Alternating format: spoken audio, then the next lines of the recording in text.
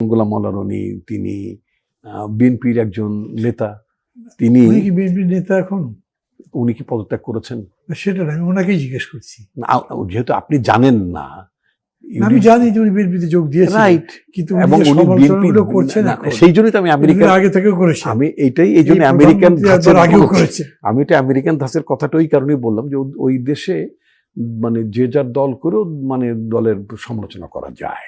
মার্কিন যুক্তরাষ্ট্রে Democratic party এবং রিপাবলিকান পার্টি দুটো বড় দল পালাক্রমে শাসন ক্ষমতা থাকে, এবং সেখানে আমি একটা জিনিস লক্ষ্য করেছি যে ডেমোক্রেটিক পার্টি ক্ষমতা থাকা সত্ত্বেও ডেমোক্রেটিক পার্টির কিছু মেম্বার তারা কিন্তু সরকারের বেশ কিছু পদক্ষেপ নিয়ে সমালোচনা করেন, সবকিছুতে তারা মানে সায় দেন না। এটা হচ্ছে আপনার মানে বিউটি অফ ডেমোক্রেসি বা ডেমোক্রেটিক গভর্নেন্স।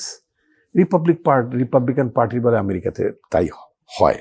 আমি দেখলাম মোটামুটি বাংলাদেশে মানে পার্টিকুলার গোলাম মোল্লা রনির বেলায় আমার কাছে ঠিক মনে হচ্ছে যে অনেকটা আমরা মার্কিন যুক্তরাষ্ট্রীয় যে গণতান্ত্রিক যে পরিশীলতা সেটা আমাদের দেশেও শুরু হয়ে গেছে এবং প্রধানমন্ত্রীর বদান্যতায়, এবং সেটা গোলাম মোল্লা রনি তিনি বিএনপির একজন নেতা। তিনি কি বিএনপির নেতা এখন?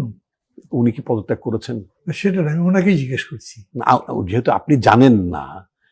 আমি জানি যে উনি বিএনপিতে যোগ দিয়েছেন, রাইট, কিন্তু এবং উনি বিএনপি করছেন না, সেই জন্যই তো আমি আমেরিকান আগে থেকেও করেছি। আমি এইটাই এই জন্য আমেরিকান আগেও করেছে। আমি এটা আমেরিকান ধাঁচের কথাটা ওই কারণেই বললাম যে ওই দেশে মানে যে যার দল করেও মানে দলের সমালোচনা করা যায়। বাংলাদেশেও এটা মানে শুরু হয়েছে, দ্যাটস ফাইন। আমি মনে করি এটা হচ্ছে মানে ডিসেন্সি অফ মানে ডেমোক্রেসি। এটা যুক্তরাষ্ট্রের কালচার হয়, বাংলাদেশেও কালচার হয়। আপনি সেরকম মনে করেন? আমি ব্যক্তিগতভাবে হয় কি অনেক ভালো জিনিস শুনতে ভালো লাগে। আমি Bangladesh what ever maybe Ripon ভাই, আপনারা দুজনই আমার বয়োজ্যেষ্ঠ নেতা, একেবারে ডাইরেক্ট লিডার। এখন যে কোনো ফর্মেই হোক না কেন, আপনাদের মুখের যে কোনো প্রশংসা আমার জন্য হোক, দেশের জন্য হোক, কলা কৌশলে যাই বলেন না কেন, এটা ভালো লাগে। এখানে কথার বারপাশ দিয়ে অলংকার দিয়ে ঢাকার প্রশ্ন। রাইট। আপনি কি মনে করছেন? উনি যেরকম বললেন সেরকম ভাবি কি আপনিও ভাবছেন? না, আমি আসলে বিউটি অফ ডেমোক্রেসি না না না সেটা আমি ভাবছি না। এখানে যেটা মনে হচ্ছে যে আমি গতানুগতিক যে সমাজের যে রীতি, সেই রীতির বাইরে একজন নির্বোধ বেকুব, একদম শিশু, অবোধ শিশু একজন মানুষ, যে যেভাবে কথা বলা উচিত আমাদের সমাজে, হাওয়ার সঙ্গে তাল মিলে যেভাবে পাল তোলা উচিত, আমি তার একজন অযোগ্য নাবিক। আমার এই যে কথা বলার যে তৃপ্তি, আনন্দ, এর মধ্যে যেমন কি হলো না হলো, কে খেলো না খেলো, কোকিল গান গেয়েই যাবে, এরকম কিছু প্রকৃতিতে আছে। তা আমার কাছে মনে হচ্ছে যে আমাকে এই কথা বলার জন্য, টকশো করার জন্য বোধহয় আমার জন্ম হয়েছে। গুড। আচ্ছা, যাই হোক, তো যেটা আমি যেহেতু সিনসিনি এখন পর্যন্ত দল ছেড়ে যাননি, দলের মধ্যেই আছেন, দলও বের করে দেয়নি।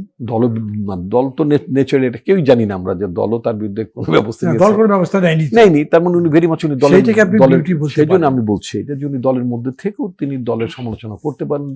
বিএনপির মধ্যে আপনাকে জিজ্ঞেস করি, ধরেন এইবারে যদি গোলাম মোল্লা রনি নমিনেশন চাইতেন, কি মনে হয় আপনার পেতেন উনি?